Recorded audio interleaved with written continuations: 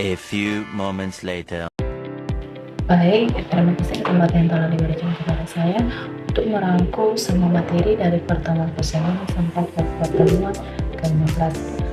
Dan terlebih dahulu sebelum saya menyampaikannya, pertama-tama dulu perkenalkan, nama saya Indah Jai dari Prodi PGSD kelas B semester 1.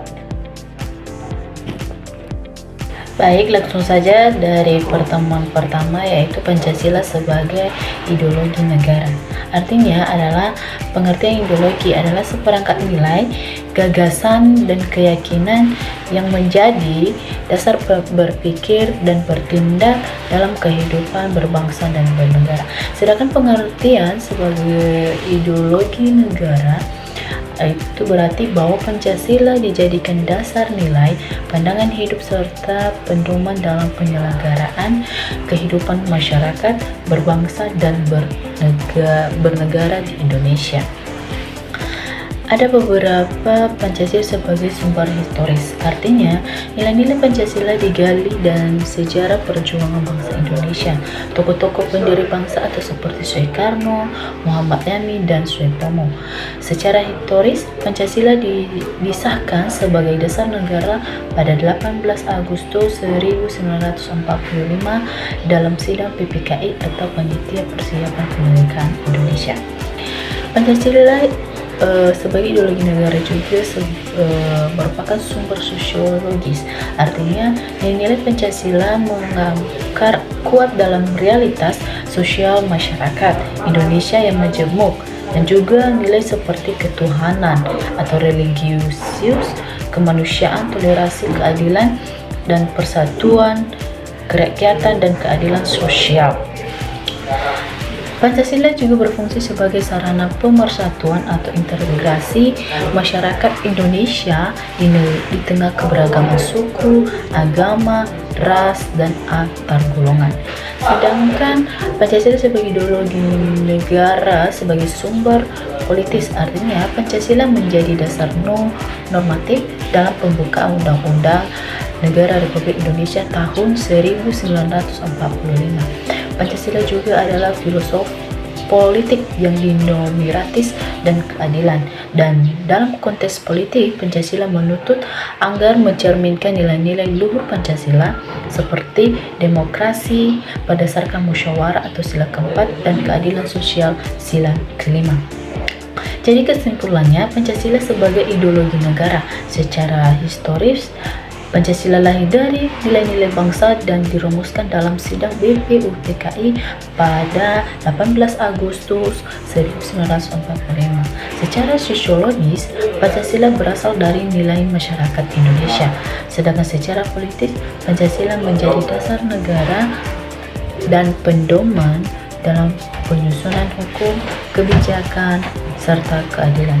Pancasila menjadi ideologi yang menyatukan dan membimbing kehidupan berbangsa dan bernegara. Baik, lanjut pada pertemuan ke-10, yaitu argumen tentang dinamika dan tantangan Pancasila sebagai ideologi negara. Yang pertama, dinamika Pancasila sebagai ideologi terbuka.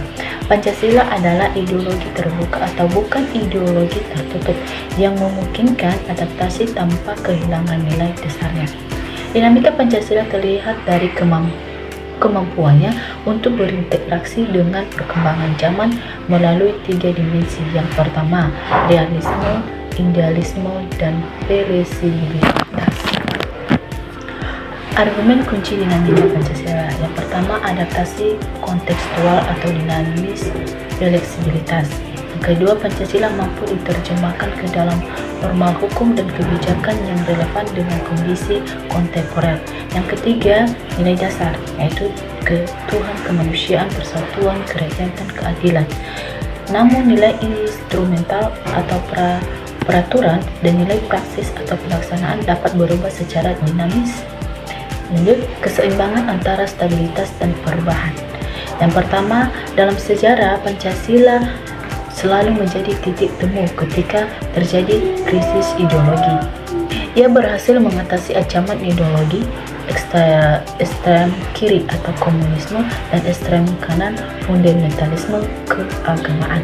Yang kedua, Pancasila mampu menjadi dasar untuk membangun visi masa depan atau dimensi idealisme tanpa melupakan akar budaya bangsa atau dimensi realitas. Lanjut, koreksi sejarah. Masa reformasi menjadi bukti dinamika Pancasila setelah dijadikan alat kekuasaan yang dogmatis pada masa Orde Baru. Lanjut, tantangan terhadap eksistensi Pancasila. Meskipun dinamis, Pancasila menghadapi tantangan serius baik yang bersifat internal atau dari dalam negeri maupun eksternal dari luar negeri. Tantangan eksternal yaitu globalisasi, ideologi liberalisme Islam, transnasionalisme agama, fundamentalisme, kemajuan teknologi digital, dan globalisasi ekonomi atau kapitalisme. Lanjut dari pertemuan ke-11 dan 12, yaitu kontroversi Soekarno terhadap Malaka dan kontroversi pengangkatan Soeharto menjadi presiden kedua Indonesia. Yang pertama, kontroversi Soekarno terhadap Malaka. Pada masa Soekarno, kontrol terhadap Malaka dilakukan karena perbedaan ideologi dan strategi perjuangan. Malaka dianggap sebagai tokoh yang berpotensi mengganggu persatuan nasional dan kewibawaan pemerintah. Oleh karena itu, Soekarno mengambil langkah politik untuk membatasi pengaruh Malaka demi menjaga keutuhan negara yang masih rapuh setelah kemerdekaan. Sedangkan kontroversi pengangkatan Soeharto menjadi presiden kedua Indonesia yaitu kontrol kekuasaan dilakukan secara lebih sistematis dan terpusat. Soeharto membangun pemerintahan yang kuat dengan meningkatkan stabilitas, keamanan, dan pembangunan. Namun, kontrol ini juga berdampak pada pembatasan kebebasan politik, kelemahannya oposisi, serta dominasi negara terhadap kehidupan sosial dan politik masyarakat. Lanjut pertemuan ke-13 yaitu Pancasila sebagai sistematika atau etika. Yang pertama, pengertian Pancasila sebagai sistematika, berarti bahwa kelima sila Pancasila merupakan satu kesatuan yang tersusun secara hierarkis, logis, dan saling berkaitan. Sedangkan pengertian Pancasila sebagai etika berarti bahwa Pancasila menjadi pedoman moral dalam menentukan baik dan buruk, benar dan salah, serta adil dan tidak adil dalam kehidupan masyarakat, berbangsa, dan bernegara. Ada beberapa nilai-nilai etika pada setiap sila Pancasila. Yang pertama, toleransi, hormat beragama, spiritualitas. Yang kedua, hak asasi manusia, keadilan, empati.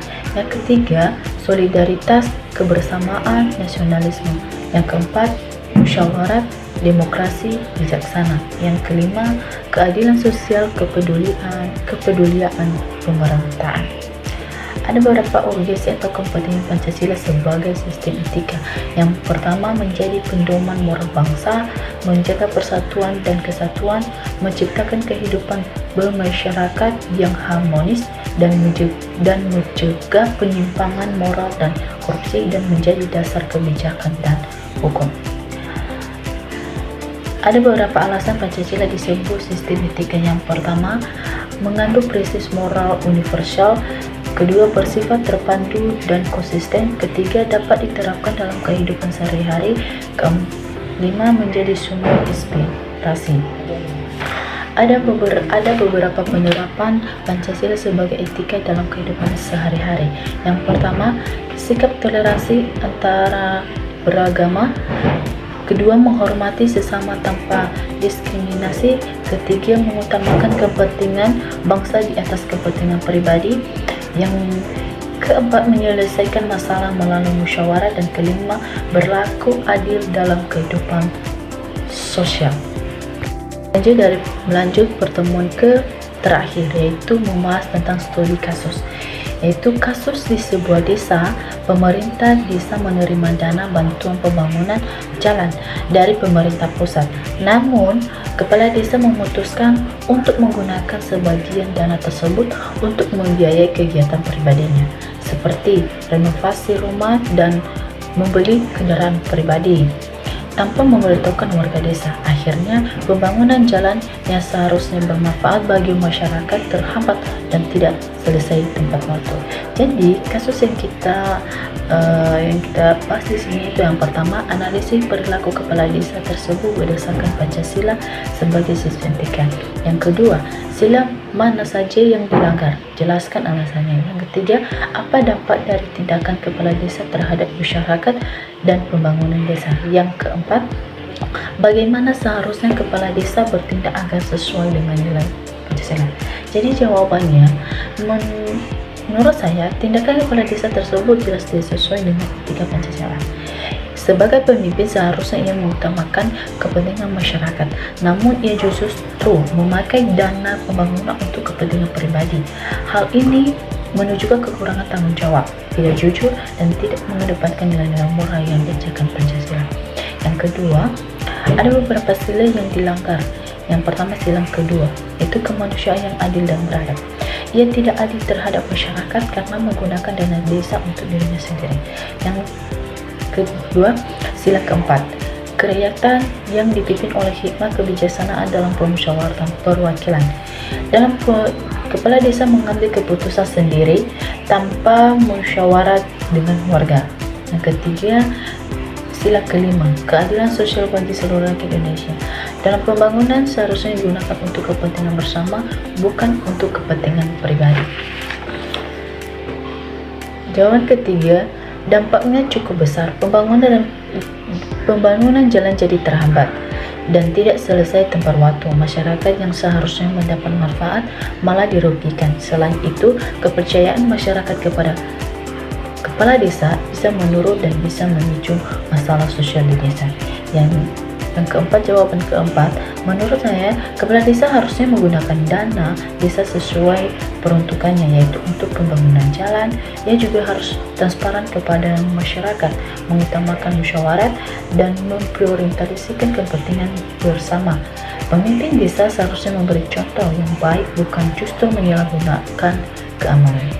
Jadi sekian saja interview materi dari pertemuan ke-9 sampai ke-14. Jika ada kesalahan, saya ucapkan minta maaf bila ada kesalahan. Akhir kata saya ucapkan terima kasih.